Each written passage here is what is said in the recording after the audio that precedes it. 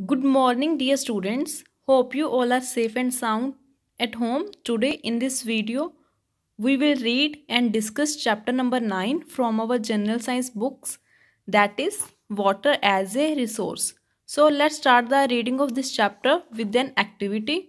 You have learnt in lesson 7 how water changes from one form to another by heating or cooling. Fill in the boxes using words from the help box. So students, you have already learned about this in the lesson number 7. बच्चा, आप सभी ने lesson number 7 जो हमने unit 2 में किया था उसमें रीड कर लिया है कि जब वाटर एक फॉर्म से दूसरी फॉर्म में चेंज होता है थ्रू हीटिंग और कूलिंग, उन स्टेट्स को हम क्या बोलते हैं, ठीक है। और आपने उन स्टेट्स का नाम लिखना है इस एक्टिविटी में। आप हेल्प बॉक्स की हेल्प ले सकते हो। So here in the help box, condensation, evaporation, freezing and melting are given. So let's start this activity. When liquid changes into gas, जब water gas में change होता है, that process is called evaporation. Second is when gas changes into liquid, जब gas liquid में change होती है, that process is called condensation. Third is liquid, that is water, changes into a solid. जब liquid जो होता है water, जब हम उसे फ्रीज़र में रखते हैं कूलिंग के साथ, वो किस में चेंज हो जाता है, आइस क्यूब में। सो आइस क्यूब की कौन सी फॉर्म है, सॉलिड। उस प्रोसेस को हम क्या बोलते हैं, फ्रीजिंग। और जब हम आइस क्यूब जो हमारी फ्रीज़र में होती है, जब हम उसको बाहर निकालते हैं तो वो मेल्ट करके क्या बन जाती है, लिक्विड, और जहाँ फिर वाटर फिर से। सो उस प्रोसेस को हम क्या बोलेंगे, melting. Okay, so I repeat it again. When liquid changes into gas, that process is called evaporation. When gas changes into liquid, that process is called condensation. When liquid on cooling changes into solid, that process is called freezing. Or when solid changes into liquid, that process is called melting. So let's start the reading of this chapter. You must have experienced that when a wet towel is spread on a clothesline in the sun, it dries. A wet towel kept under the running fan also dries. This is because the water in the towel changes to water vapors due to the heat of the sun. The change of water to water vapor on heating is called evaporation. बेटा, आप सभी ने देखा होगा कि जब कभी हम वेट टॉवल मीन्स गीला टॉवल, क्लोथ लाइन मीन्स कपड़े सुखाने वाली तार, उस पर डालते हैं तो वो सूख जाता है, ठीक है। जब हम क्लोथ लाइन पे क्लोथ को डालते हैं वो सन की हीट के कारण सूख जाता है। लेकिन जब कभी सनलाइट नहीं होती तो हम टॉवल कहाँ पे रखते हैं, हम रनिंग फैन में रखते हैं। जैसे सर्दियों में सन नहीं आता, बहुत ठंड होती है, तब हम अपने कपड़ों को, टाल को किसके नीचे सुखाते हैं, डैट इज़ रनिंग फैन। तब भी हमारा टाल क्या हो जाता है, सूख जाता है। ऐसा क्यों होता है, क्योंकि जो हमारे वाटर वेपर्स हैं, देखो जब टॉवल वेट था मीन्स गीला था, जो उसमें वाटर था वो किस में चेंज हो गया, वेपर में। वेपर मीन्स गैस में चेंज हो गया। कैसे चेंज हुआ, सन की हीट के कारण, ठीक है। और वो जो चेंज होता है जब वाटर वेपर में चेंज होता है due to heating, that process is called evaporation. Okay, so the factor that affects the rate of evaporation are. अब हमने देखना है कि ऐसे कौन कौन से फैक्टर हैं, ऐसी कौन कौन सी चीज़ें हैं जो इवेपोरेशन को इफ़ेक्ट करती हैं, ठीक है। That is heat, exposed surface और विंड। देखो जब कभी सन हीट इतनी नहीं होगी, ठीक है, जब क्लाउडी होगा एटमॉस्फेयर, तब हमारे जो कपड़े हैं वो आसानी से नहीं सूखते। So heat is very important for evaporation. Second is exposed area. Exposed area means कैसे हमने कपड़े या कोई भी चीज़ को कैसे रखा हुआ है, अगर उसकी सरफेस ज़्यादा है, ठीक है, सो वो ईजिली ड्राई हो जाएगा, that is the exposed area. Third is the wind, ठीक, उस दिन कितनी विंड चल रही है, कितनी हवा चल रही है। So next is the activity जो आपने खुद करनी है। Take 2 wet towels of the same size, spread one on the cloth line in the sun, keep the other towel in a bucket in the सन। इसके लिए आपने क्या करना है, आपने 2 टाल लेने हैं, दोनों वेट होने चाहिए और उन दोनों का साइज भी सेम होना चाहिए। उसके बाद आपने उनमें से जो एक टाल होगा उसको क्लोथ्स लाइन में डाल देना सूखने के लिए। कपड़े की जो तार है आपके घर पे उस पे सूखने के लिए डाल देना है सनलाइट में। जो लेकिन सेकंड टाल होगा उसको आपने बकेट में ही रहने देना है, बकेट में से नहीं निकालना। और उसको लेकिन वो बकेट कहाँ पे रखनी है, सनलाइट में। और उसके बाद आपने देखना है कि उन दोनों टाल में से कौन सा टाल पहले सूखता है, ठीक है, और क्यों सूखता है। सो आपने ये एक्टिविटी खुद करनी है मम्मा की हेल्प के साथ, और उसके बाद जो भी आपका रिजल्ट आएगा उसको एक स्पेसेस में लिखना है। Okay, so next is, you must have seen that drops of water are seen on the outer surface of a cold bottle of water kept on the table. This is because the water vapors in the air changes into drops of water on coming in contact with the cold outer surface of the bottle. So that condensation is the change of water vapor to water on cooling. It means बेटा आप सभी ने देखा होगा जब कभी आपने cold water बोतल होगी, जब आपने उसे फ्रीजर में से निकाल के बाहर रखा होगा तो आपको वाटर बोतल की बाहर वाली साइड पे वाटर की छोटी छोटी ड्रॉप्स देखी होंगी आप सबने, ठीक है। ऐसा क्यों हुआ? ऐसा इसलिए हुआ क्योंकि जो वाटर हमारी एयर में वाटर वेपर्स थे, मीन्स जो वाटर गैस की फॉर्म में था वो किस में चेंज हो गया, वाटर में, ठीक है, वाटर की ड्रॉप्स में चेंज हो गया, लिक्विड में। जो एयर में वाटर था गैस की फॉर्म में वो किस में चेंज हो गया, लिक्विड में।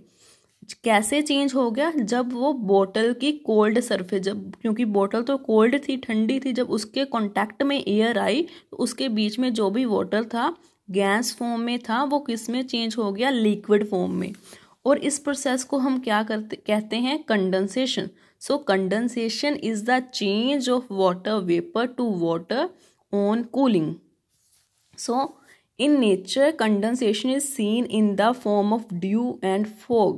So, जो हमने कंडेंसेशन बोतल पे देखते हैं वो तो हो गया नॉर्मल वे में, लेकिन नेचर में, हमारे नेचर में कैसे कंडेंसेशन हो रही है, in the form of due and fog. So next is evaporation and condensation can also be seen in nature in the form of water cycle. ठीक है, क्या है, हम नेचर में इवेपोरेशन कंडेंसेशन कंटिन्यूसली लगातार हो रही है और हम उसको किस फॉर्म में देख सकते हैं, in the form of water cycle. So next is water cycle. अब हम देखेंगे वाटर साइकिल क्या है. Water circulates naturally between water bodies present on the earth and the atmosphere in the form of A cycle called water cycle. Water cycle आपको सभी को पता है कि वाटर हमारी अर्थ पे प्रेजेंट है, लेक्स में है, पॉन्ड्स में है, रिवर में है, सीज में है. ठीक है, हम सभी को पता है कि वाटर कहाँ पे प्रेजेंट है, वाटर बॉडीज में. ठीक है, और लेकिन वो वाटर सर्कुलेट करता है, कभी वो वाटर बॉडीज में होता है उसमें, उसके बाद वो कहाँ पे जाता है, एटमॉस्फेयर में, हमारी सराउंडिंग्स में जाता है और जो कंटिन्यूसली साइकिल चलता रहता है. और इस साइकिल को हम क्या बोलते हैं, water cycle. The water in the lakes, rivers and seas get heated by the sun. Water changes into water vapors. This is called evaporation. देखो हमने जैसे टाल की एग्जांपल की थी कि टाल में वाटर था, जब वो सन की हीट के साथ जो वाटर लिक्विड फॉर्म में था वो किस फॉर्म में चेंज हो जाता था, गैस फॉर्म में. वैसे ही सेम होता है लेक रिवर के वाटर के साथ, उसका वाटर भी सन की हीट के कारण चेंज हो जाता है वाटर वेपर में, और इस प्रोसेस को हम बोलते हैं evaporation. Water vapours mixes with the air and rises high up in the sky. The air is cool, water vapour changes into drops of water. This is called condensation. ठीक है, जब वाटर वेपर में change हो गया, gas बन गया, तो वो गैस किस में मिक्स हो जाती है, एयर में. एयर में मिक्स होके वो एयर स्काई में ऊपर ऊपर मूव करती है. लेकिन जैसे ऊपर ऊपर मूव करते हुए कूल एयर आती है तो जो वाटर है वेपर गैसेस फॉर्म में है, गैस की फॉर्म में है, वो फिर से किस फॉर्म में चेंज हो जाते हैं, लिक्विड फॉर्म में. क्या बन जाती हैं, ड्रॉप्स ऑफ वाटर. सो इस प्रोसेस को हम क्या बोलेंगे, condensation. Next is drops of water join together and form clouds. When clouds become heavy, they fall down as rain। ठीक है, जब through the process of condensation के प्रोसेस के साथ जो गैस फॉर्म में वाटर था वो उसकी वाटर ड्रॉप्स बन गई। उसके बाद जो वाटर ड्रॉप्स हैं वो जॉइन करना स्टार्ट हो गई। जॉइन मीन्स छोटी छोटी वाटर ड्रॉप्स ने मिलकर क्या बना दिया, क्लाउड्स। ठीक है, लेकिन जब क्लाउड का साइज भी बड़ा हो जाता है, हैवी हो जाते हैं, तो वो एज ए रेन की फॉर्म में फिर से कहाँ पे आ जाते हैं, अर्थ की सरफेस पे। Rain water fills lakes, rivers and oceans. This cycle goes on in nature. ठीक है, जब क्लाउड रेन की फॉर्म में फिर से अर्थ में आ जाता है, थ्रू वाटर फिर से अर्थ में आ जाता है, सो वाटर फिर कहाँ पे चला जाता है, रेन वाटर फिर से किसको फिल कर देता है, लेक्स को, रिवर को और ओशंस को। ऐसे ही हमारी नेचर में जो वाटर का साइकिल कंटिन्यूसली चलता रहता है। So here is water cycle. सबसे पहले वाटर साइकिल कहाँ से स्टार्ट होगा, वाटर बॉडीज में। देखो जो लेक है जिसमें वाटर बॉडी है जिसमें बहुत सारा वाटर है, लेकिन वो सनलाइट की वजह से वाटर हीट होके गैस फॉर्म में कन्वर्ट हो गया। ठीक है, so that process is evaporation हो रही है। लिक्विड वाटर गैस फॉर्म में चेंज हो जा रहा है। ठीक है, जब गैस फॉर्म में चेंज हो रहा है, लेकिन कूलिंग, एयर की कूलिंग के साथ वो गैस फॉर्म में वाटर फिर से कन्वर्ट हो जाता है लिक्विड की ड्रॉप्स में। ठीक है, जब लिक्विड की ड्रॉप्स में कन्वर्ट हो जाता है, वो ड्रॉप्स आपस में मिलकर टुगेदर क्या बना देती हैं, क्लाउड्स। क्या बनाती हैं, क्लाउड्स। और क्लाउड्स किस फॉर्म में फिर से धरती पे आते हैं, क्लाउड्स में से क्या, प्रेसिपिटेशन मीन्स रेन की फॉर्म में जो भी वाटर है वो फिर से कहाँ पे आ जाता है, अर्थ सरफेस पे। ठीक है, जब अर्थ सरफेस पे आएगा वाटर, फिर से सारा जो सरफेस का वाटर होता है, सारा वाटर कहाँ पे रन ऑफ हो जाता है, हमारी वाटर बॉडीज में। ऐसे ही ये प्रोसेस कंटिन्यूसली चलता रहता है। इवेपोरेशन हुई, then condensation, and next is precipitation के बाद जो भी सारा लैंड का वाटर है वो कहाँ पे इकट्ठा हो जाता है, वाटर बॉडीज में। बेटा एक स्टेप और है, that is the transpiration from plants. जो प्लांट्स होते हैं ना, उनके लीव्स के थ्रू ना कंटिन्यूसली ना वाटर लॉस होता रहता है, जैसे वाटर की इवेपोरेशन होती रहती है। उस प्रोसेस को हम क्या बोलते हैं, transpiration. Next topic is impurities in water, polluting water. अब हम पढ़ेंगे वाटर में कौन सी इम्प्योरिटीज हैं। इम्प्योरिटीज क्या होती हैं, ऐसी थिंग्स, वो चीज़ें जो वाटर को गंदा बनाती हैं, वाटर को इम्प्योर करती हैं। Water in the water bodies become dirty due to several human activities. People dump waste in rivers and lakes. People also wash clothes and their cattle in rivers. This makes water in these water bodies dirty. अब वो क्या बता रहा है कि हमारी water bodies में water है लेकिन वो क्लीन था, लेकिन हमने ह्यूमन एक्टिविटीज़, हमने अपने बुरे कामों के साथ उसको क्या कर दिया, डर्टी कर दिया। और हमारी ऐसी कौन सी एक्टिविटी है जिसके साथ वाटर डर्टी होता है, वो क्या है, हम लोग हमारा वेस्ट कहाँ पे फेंकते हैं, रिवर और लेक्स में। सेकेंड क्या करते हैं, कुछ लोग वाटर बॉडीज में जाके, लेक और पॉन्ड में जाके अपने कपड़ों को वॉश करते हैं। थर्ड क्या है, कई लोग तो अपनी कैटल्स को भी वहाँ ही नहलाते हैं। सो इन सभी एक्टिविटीज़ के कारण जो हमारा वाटर है इन वाटर बॉडीज में वो क्या हो गया है, डर्टी हो गया।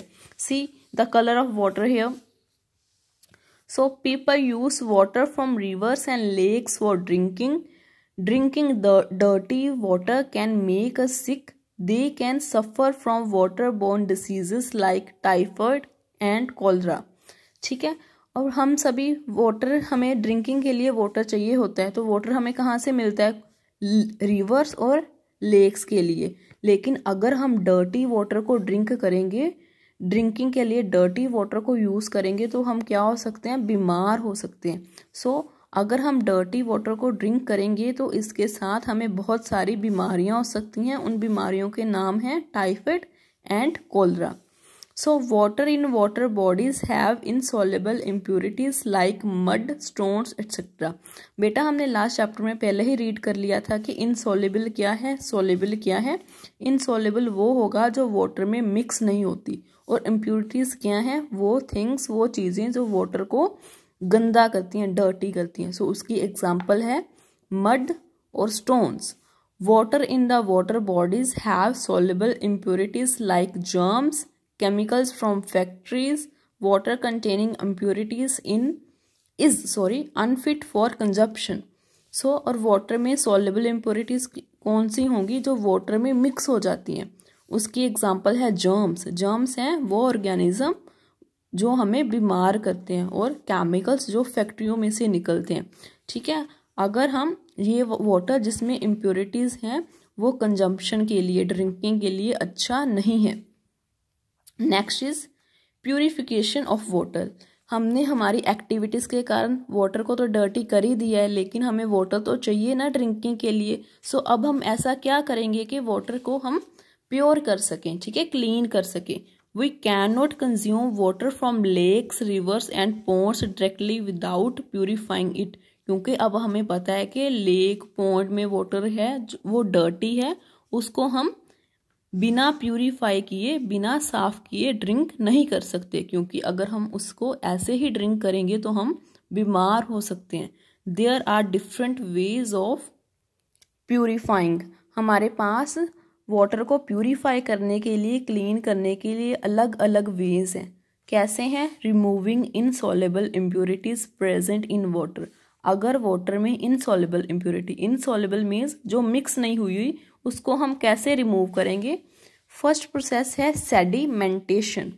If muddy water is allowed to stand in a container, mud will settle down at the bottom of the container. The settling down of insoluble impurities like mud present in water is called sedimentation.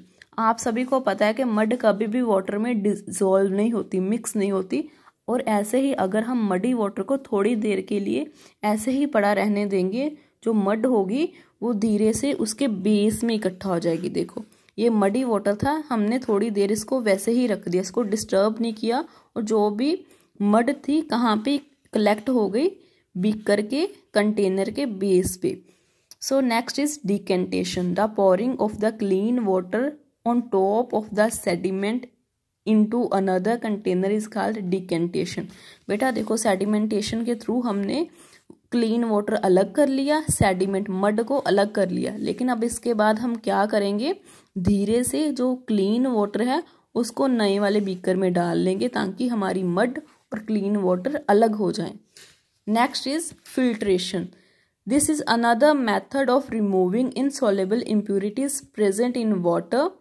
Many people use candle filters in the house. The candle is made of clay that has very tiny holes.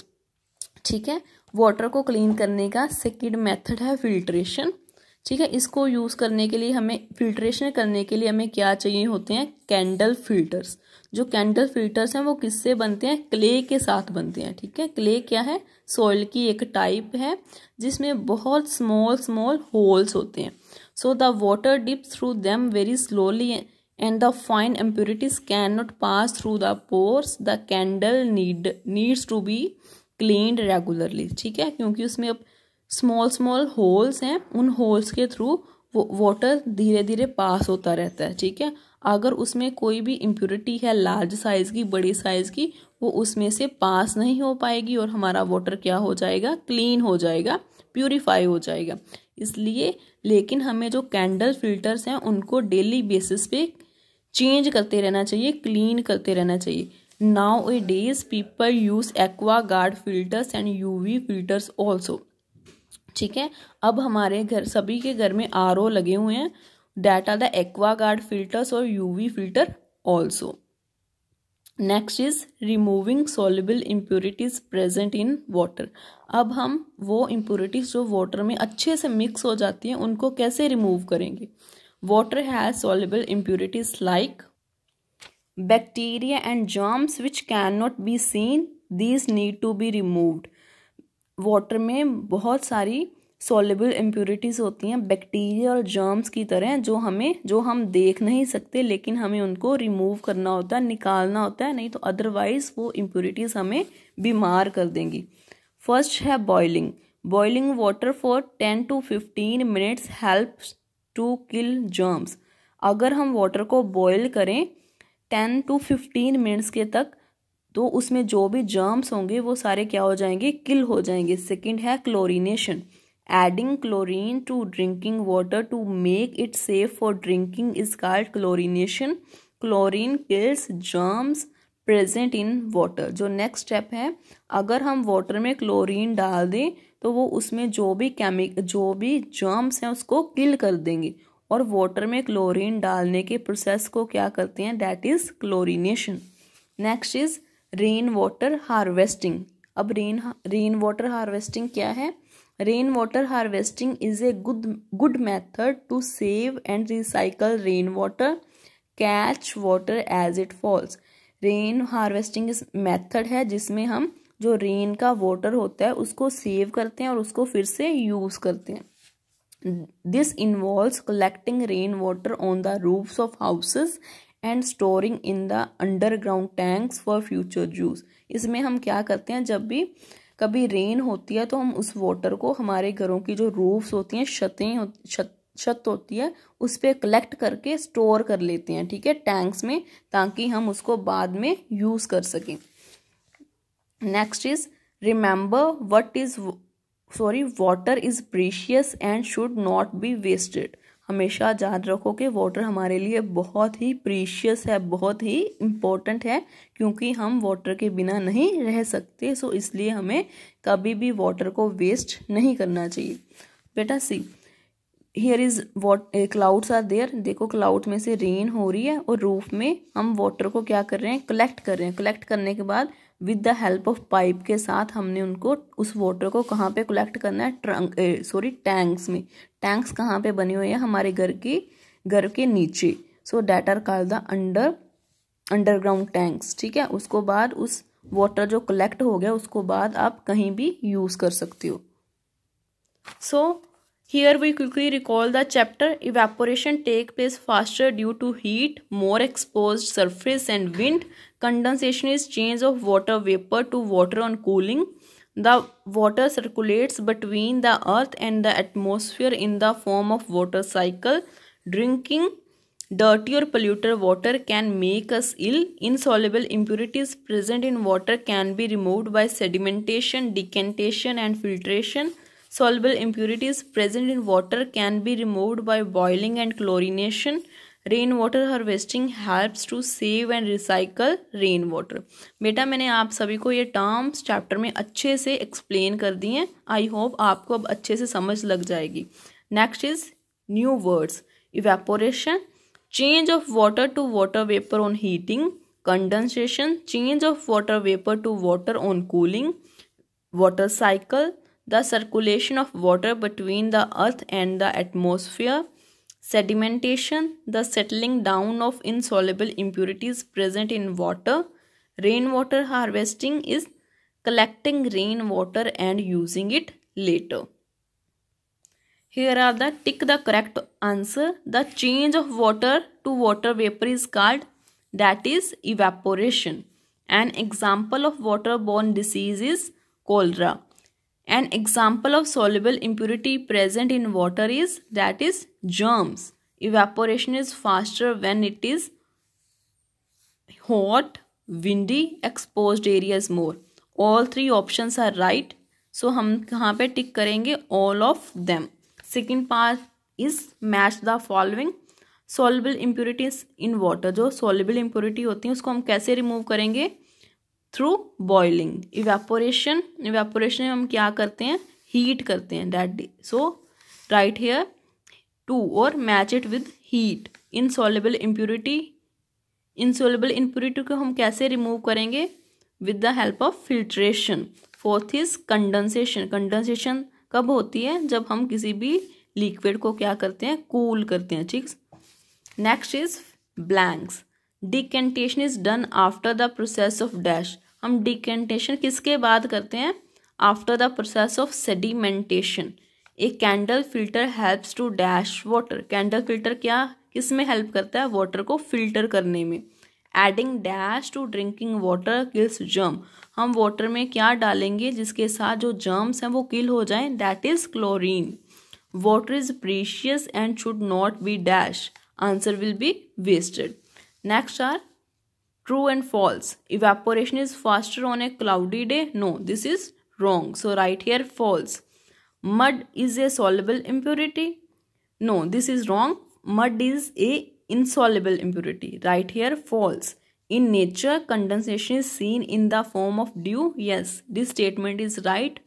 So write here true. Polluted water is good for drinking. No, write here false. We should waste water. No, this is wrong statement. Write here false. Students, with this we have completed the discussion of this chapter. I hope it will help you a lot. Take care. Thank you.